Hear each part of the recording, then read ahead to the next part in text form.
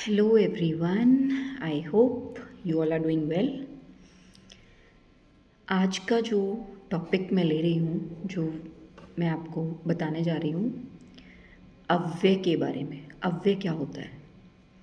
देखिए बच्चों, हिंदी भाषा में ऐसे बहुत सारे शब्द हैं जिनमें लिंग, वचन, कारक, पुरुष, काल, इनकी वजह से कोई बदलाव नहीं होता, इनमें कोई चेंजेस नहीं आते।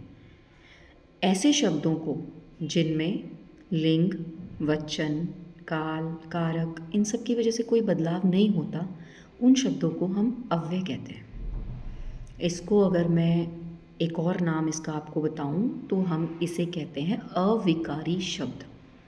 ठीक है, अविकारी, जिनमें विकार उत्पन्न नहीं होता, जिनमें किसी भी परिस्थिति में बदलाव नहीं होता, उन शब्दों को हम अव्यय कहते हैं या अविकारी शब्द कहते हैं। अव्यय के 4 भेद होते हैं, जिसमें से पहला है क्रिया विशेषण, दूसरा है संबंध बोधक, तीसरा है समुच्चय बोधक और चौथा है विस्मयादि बोधक। तो इन 4 भेदों के बारे में मैं आपको विस्तार से बताऊंगी। अब जो अविकारी शब्दों में जो पहले शब्द होते हैं वो होते हैं क्रिया विशेषण। क्रिया की विशेषता बताने वाले शब्दों को क्रिया विशेषण कहते हैं। ये आपने पहले भी पढ़ा होगा, छोटी कक्षाओं में भी आपने पढ़ा होगा कि क्रिया की विशेषता बताने वाले शब्दों को क्रिया विशेषण शब्द कहते हैं। क्रिया विशेषण अव्यय अगर हम पढ़ें तो क्रिया विशेषण अव्यय के 4 भेद होते हैं। पहले तो अव्यय के ही 4 भेद हैं, क्रिया विशेषण, संबंध बोधक, समुच्चय बोधक, विस्मयादि बोधक। उसमें से एक भेद है क्रिया विशेषण, और क्रिया विशेषण के भी 4 भेद होते हैं। यानी कि क्रिया की विशेषता बताई जाए, जो काम हो रहा है वो कैसे हो रहा है, वो कब हो रहा है, वो क्यों हो रहा है। ठीक है, तो इसके 4 भेद हैं। कौन कौन से हैं? एक है कालवाचक। कालवाचक क्रिया विशेषण हमें ये बताते हैं कि क्रिया का समय क्या है। कल हुई, परसों हुई, आज हो रही है, अब हो रही है, धीरे हो। ठीक है, तो ये हो गया काल। काल यानी कि जो समय बताने वाले शब्द हैं। दूसरा इसका भेद होता है रीतिवाचक। रीतिवाचक में क्रिया हमें बता रहे हैं कैसे हो रही है। ठीक है, तीसरा है स्थानवाचक। तो स्थानवाचक क्रिया विशेषण हमें ये बताते हैं क्रिया कहाँ हुई, इधर, उधर, यहाँ, वहाँ, तो क्रिया का स्थान बताते हैं। चौथा होता है परिमाण। परिमाणवाचक क्रिया विशेषण हमें बताते हैं क्वांटिटी, कितनी हुई, थोड़ा थोड़ा, धीरे धीरे, है ना। तो क्रिया विशेषण अव्यय के फर्दर 4 भेद जो मैंने अभी आपको बताए। कालवाचक जो क्रिया के होने का टाइम बताएगा, रीतिवाचक जो क्रिया कैसे हो रही है ये बताएगा, स्थानवाचक क्रिया किस जगह पर हो रही है वो बताएगा, और परिमाणवाचक कितनी हो रही है, धीरे हो रही है, कम हो रही है, ज़्यादा हो रही है, ये बताएगा। फिर हमारे अव्यय का जो दूसरा भेद था, दूसरा था हमारा संबंध बोधक।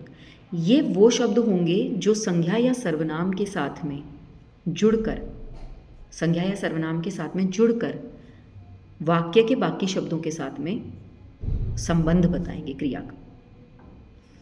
जैसे संबंध बोधक शब्द मैंने बताया, वो शब्द जो संज्ञा या सर्वनाम के साथ में जुड़ेंगे और वाक्य के बाकी शब्दों के साथ उनका संबंध बताएंगे, वो हो गए संबंध बोधक। जैसे मेरे घर के पास एक खेत है, घर की संज्ञा हो गया, घर के पास, के पास खेत है।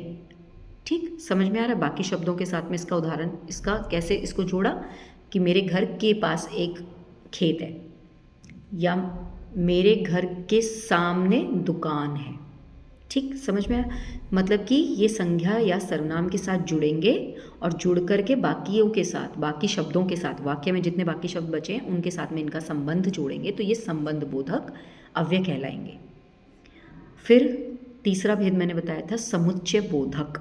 समुच्चय बोधक वो शब्द हैं जो एक वाक्य का या पद का संबंध दूसरे वाक्य के या पदों के साथ में जोड़ने का काम करते हैं। यानी कि वही एक तरीके से कौन से शब्द, योजक। कौन कौन से होते हैं? और, एवं, या, परंतु, इसलिए, लेकिन, ये सारे समुच्चय बोधक शब्द होते हैं। ये क्या करते हैं? वाक्य के दो वाक्यों का आपस में रिलेशन जोड़ने के लिए इन शब्दों का प्रयोग किया जाता है और ये बदलते नहीं हैं क्योंकि ये तो अव्यय है, ठीक है। तो ये बदलते नहीं हैं, ये अविकारी शब्द होते हैं, इनमें कभी विकार उत्पन्न नहीं होता, ना लिंग के आधार पर, ना कारक के आधार पर, ना कोई काल के आधार पर, इनमें कोई परिवर्तन नहीं होता। चौथा मैंने बताया था विस्मयादि बोधक। विस्मयादि बोधक कौन से शब्द हैं, कौन से अव्यय हैं? ये वो अव्यय हैं जो मन के भावों को प्रकट करने वाले शब्दों को बताते हैं। जैसे आहा, खुशी में होता ना आहा, हैरानी में अरे, घृणा में छी, और ऐसे हमारे जो मन के भाव होते हैं उनको प्रकट करने के लिए जिन शब्दों को अचानक से हमारे मन में आ जाए, ओह, वाह, छी, ये सारे हमारे विस्मयादि बोधक अव्यय कहलाते हैं। तो आई होप कि इस वीडियो में आपके अव्यय यानी कि अविकारी शब्द पूरी तरह से क्लियर हो गए होंगे। एक रिकैप कर लो। अव्यय सबसे पहले तो वो शब्द होते हैं जिनमें कभी कोई विकार उत्पन्न नहीं होता, जो किसी भी परिस्थिति में नहीं बदलते।